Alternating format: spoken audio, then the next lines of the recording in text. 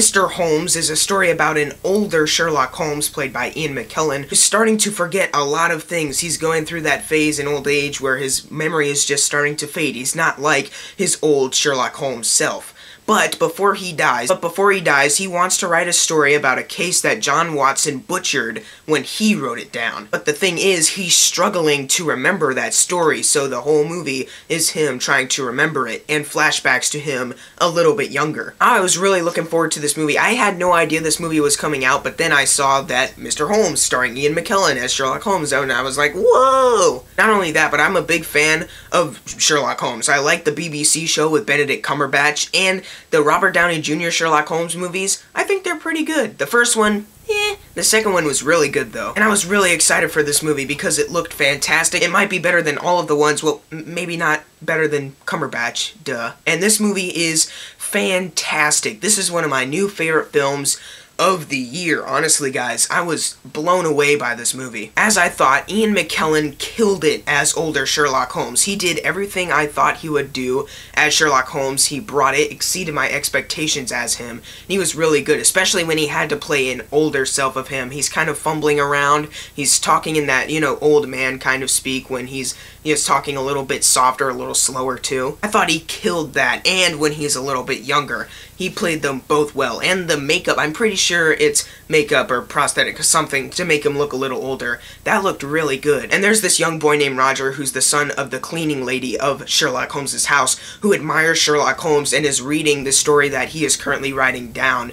And he was really good in this movie. I am not usually a fan of kid actors, but this guy was really good. I can't wait to see him in more things because he is really good. He's someone to look out for in the future. And his chemistry with Ian McKellen was fantastic. They're going back and forth. Roger's helping him out because he's an old man, and Sherlock Holmes is helping him out because he's young and needs advice. And I thought that dynamic fit very well. Another dynamic I thought fit really well, the cleaning lady. I'm sorry, I forget her name, but I know she's played by Laura Linney. She was really good in the movie, and she brings something very interesting to the table where she doesn't admire Sherlock Holmes that much, but her son does. She wants to go somewhere else to work, but her son wants to stay because he admires Sherlock Holmes so much. And it's that kind of rocky relationship where the son and the mother do not see eye to eye. And when Ian McKellen add that into the mix, I thought when these three were in a scene together, it was really good because you can kind of feel that tension in the room where the kid doesn't really like the mom so much because she doesn't like Sherlock Holmes, and she kind of acts a little awkward and wants her son to kind of stay away from him. And it's that kind of dynamic that carried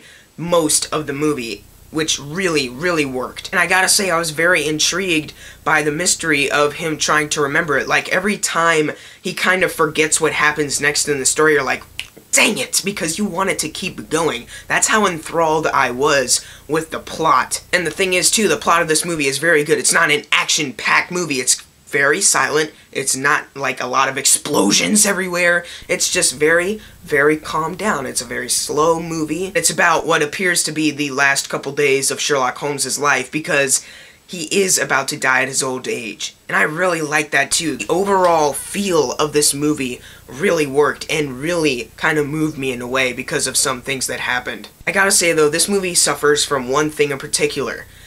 It has a snail of a pace. Now, as I said, this movie is very slow, and I like that it was kind of slow because it's a very older Sherlock Holmes, that's fine. But the thing is, there is one part of the movie that kind of happens that just really kind of got me bored. Like, I was starting to do this with my, how you're on this armrest of your theater chair and you just start to do that, trying to not fall asleep. I was starting to do that at that part, and I didn't want to do that.